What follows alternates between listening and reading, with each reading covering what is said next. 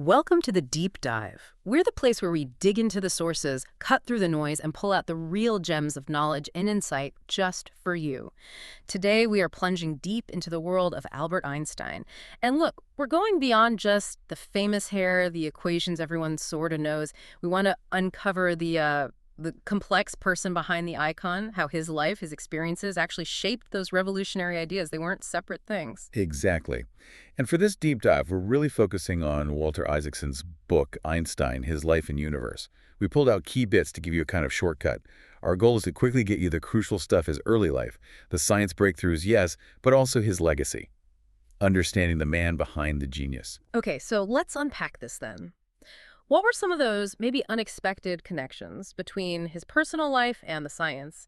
And maybe more importantly, what can you, watching or listening, take away from his story about curiosity? About, challenging how things are done. Einstein himself said something like, the ordinary adult never bothers his head about the problems of space and time. Which makes you wonder, okay, how does someone become extraordinary enough to tackle those things? Let's start right at the beginning, his early life. Yeah, it's fascinating how those early years really set the stage. He was famously slow to speak as a child, and he had this rebellious streak against authority pretty early on. But the thing is, this wasn't really a negative. It actually gave him a unique viewpoint. It let him question things, basic assumptions that other people just didn't even think about. That nonconformity became, well, almost a foundation for his way of thinking in science. Yeah. Right. So it wasn't a bug, it was a feature, basically. His rejection of just learning by rote, that wasn't a failing. It sounds like it was maybe the very core of his genius. That feels like a big lesson right there. Sometimes not fitting in is the key. Absolutely. And there were other things, too, like getting a compass when he was young. That sparked this incredible wonder about invisible forces. Yeah. And his mother pushing him to play the violin that gave him this deep feeling for harmony, for elegance. You really see that later in his search for beautiful, simple theories. Plus, his struggles with the rigid German school system. That just fueled his skepticism, his independence. It really defined his whole approach, not just to science, but to life. Okay, so moving beyond school and compasses, Einstein also said, I believe that love is a better teacher than a sense of duty, at least for me. Yeah. Intriguing. How did his personal relationships connect to his work, his creativity? Oh, they were incredibly important, not just background noise at all. His two wives, for instance, played really significant, though quite different parts. His first wife, Mileva Maric, she was a physicist too, a real intellectual partner. They worked together on his early ideas, bounced theories off each other constantly. Ah, so a collaborator, not just a spouse. Definitely. And then his second wife, Elsa Einstein, she provided more domestic stability, emotional support. She kind of created the space for him to just focus intensely on the science. So these relationships, they weren't just about emotion. They offered intellectual sparring partners, support systems, sounding boards, really crucial for developing those big new ideas. So it really was woven together then. His personal life wasn't separate. It was feeding into his intellectual journey. He wasn't just locked away thinking alone. Not at all. He needed that connection, that dialogue. Okay, now, let's get to the really big moment, the turning point. 1905, people still call it his miracle year. He apparently promised 4 papers and delivered a revolution. He really did. It's hard to overstate the impact of 1905. In just that 1 year, he published 4 papers that just fundamentally changed physics, made him a top name almost overnight. So first, he had the photoelectric effect.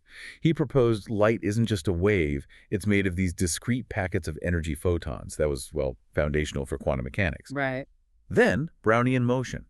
He gave mathematical proof for atoms and molecules, which, believe it or not, was still kind of debated then. Okay, 2 huge things already. And then the big one, special relativity, introducing space-time. The idea that simultaneity is relative. What's simultaneous for me might not be for you if we're moving differently. And of course, the most famous equation in the world, EMC equals, showing mass and energy are basically the same thing. Wow. The key point is, these papers didn't just add details. They laid the groundwork for the 2 pillars of modern physics, relativity and quantum theory, in 1 year. It's just staggering to reshape multiple core areas of science like that so quickly. How often does that happen? It really speaks to an incredible period of intense focus, doesn't it? Almost unparalleled, really. So from that miracle year, he didn't stop. He kept moving, like his quote about riding a bicycle, right? To keep your balance, you must keep moving. Next up, general relativity, redefining gravity itself. Yes, and this is where you see his genius for just completely rethinking fundamental concepts. Yeah. General Relativity, published in 1915. He said gravity isn't a force pulling things, like Newton thought. Instead, it's a curvature, a warping of space-time itself, caused by mass and energy. Big things like planets, they literally bend the fabric of the universe around them. Okay. And what we feel as gravity is just things following those curves. Like marbles rolling on a stretched rubber sheet with a heavy ball in the middle. That's a classic analogy, exactly. And a Yeah. big part of how we got there was using these amazing thought experiments, the Gedanken experiment in German. You'd imagine things like, what if you were in an elevator accelerating way out in empty space? How would that feel compared to gravity? These mental pictures helped him build the theory. And then came the proof. The 1919 solar eclipse observations. They saw starlight bending around the sun, just like his theory predicted it should. And that was the moment, wasn't it? That confirmation. That was it. It didn't just prove him right scientifically, it made him an international superstar. And it fundamentally changed how we understand black holes, gravitational waves, the expansion of the universe, everything. Just incredible. A thought experiment confirmed by the stars, catapulting him to global fame. But here's a twist. He helped start the quantum revolution with the photoelectric effect. Yet he got really uncomfortable with where quantum mechanics went later. It seems paradoxical. Why did he push back? It is one of the great ironies, isn't it? He laid a cornerstone, but he couldn't accept the whole building, you could say. He fundamentally disliked the idea that the universe at its core was based on probability and uncertainty. He clashed philosophically with the Copenhagen interpretation, the idea that, things aren't definite until you measure them. That observation changes reality. Right, the observer effect. Exactly. Yeah. And his famous line, God does not play dice, captures it perfectly. He believed in a deeper, deterministic order. He just couldn't accept randomness ruling the fundamental laws of nature. So it wasn't just the math, it was a deep-seated belief about how the universe should be. Yeah. Elegant, predictable. Precisely. It shows how even the greatest scientific minds have these deeply held philosophical convictions that shape their work. For him, uncertainty felt wrong, messy. It's fascinating. Even geniuses wrestle with the implications of their own discoveries. What does that tell you about the nature of scientific progress? Okay, speaking of deep convictions, let's talk about his lifelong quest, the big one he never quite finished, his final grand ambition. Yeah, for the last 30 years of his life, really, he poured enormous energy into finding a unified field theory. His dream was to unite gravity and electromagnetism into one single mathematical framework.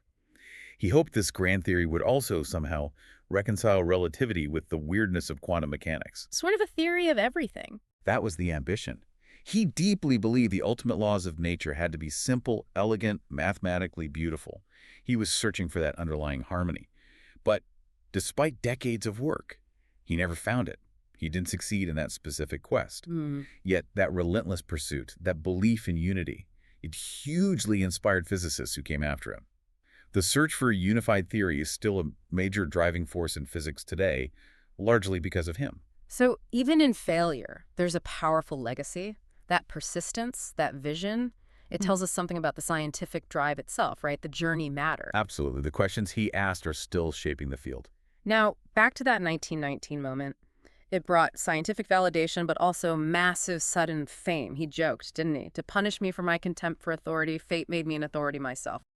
How did he handle being famous? It was a real double-edged sword for him. Overnight, he became this global icon. The hair, the slightly rumpled look, the witty remarks, everyone recognized him.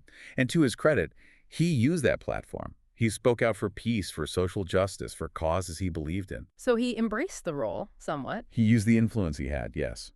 But personally, he clearly struggled, balancing the intense focus meted for his scientific work with the constant public demands, the attention. It was overwhelming. Isaacson describes him often seeking solitude, needing quiet to think.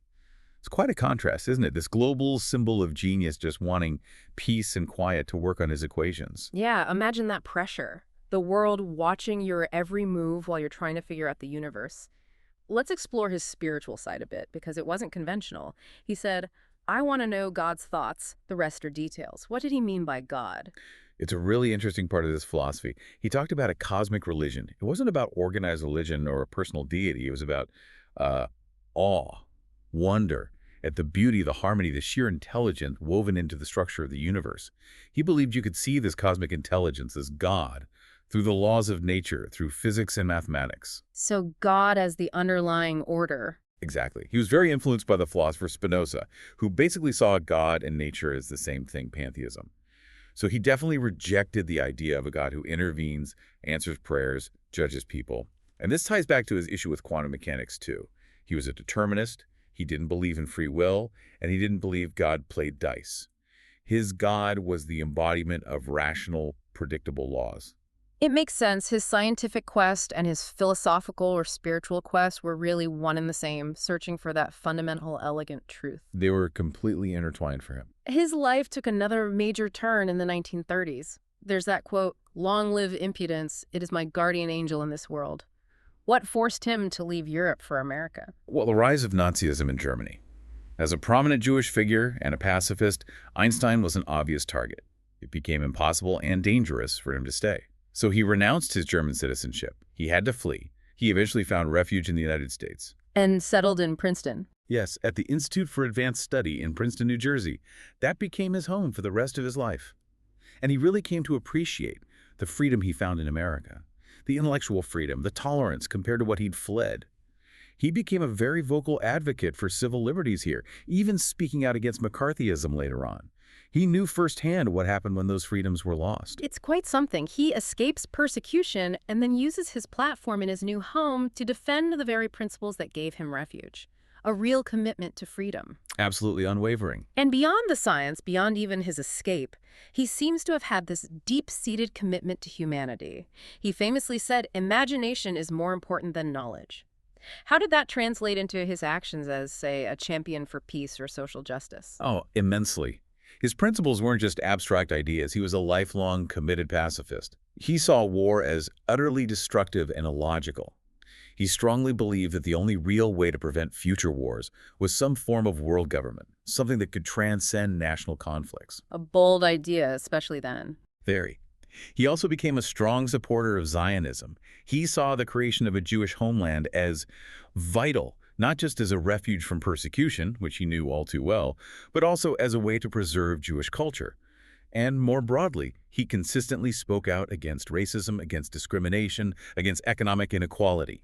He used his fame to fight for social justice and human dignity wherever he saw them threatened. It adds such a powerful dimension, doesn't it? The mind that plumbed the depths of the universe was also deeply concerned with fairness and peace on Earth. He saw it all as connected, I think, understanding the universe and striving for a better world. So let's bring it towards the end.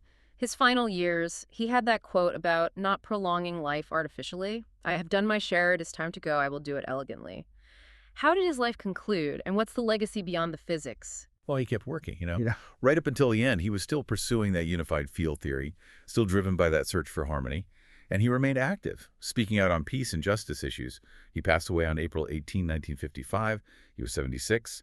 There's the well-known, slightly macabre detail that his brain was removed for study, which is still debated today. Right. And his ashes were scattered privately in an undisclosed place. He didn't want a grave or a monument. But his legacy, it's enormous, obviously. Way beyond Ibn Pobitar.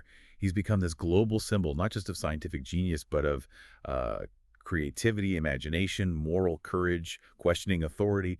He still inspires people generations later to be curious, to imagine, to question, and to work for a better understanding of our world, maybe a better world itself. So after this deep dive, what does this all mean for you, the listener? Well, I think it's clear Einstein was so much more than the caricature, right? More than just the brilliant scientist. He was this rebellious spirit, a deep thinker, a partner, an advocate, a whole person. Absolutely. And that's what digging into sources like Isaacson's biography shows us. Real genius isn't purely intellectual horsepower. It's about perspective. It's about the courage to ask fundamental questions, and it's about holding on to that sense of wonder. Okay, so here's something for you to think about, a final thought to chew on. Einstein believed a foolish faith in authority is the worst enemy of truth. Okay, so what truths in your own life, maybe in your work, your community, even just assumptions you hold might be ready for some critical questioning, just like Einstein questioned space, time, and gravity itself? Yeah, we hope this encourages you to embrace that curiosity, maybe even a little bit of that Einsteinian impudence, as he called it, to challenge the norms, whatever field you're in, whatever questions you're asking.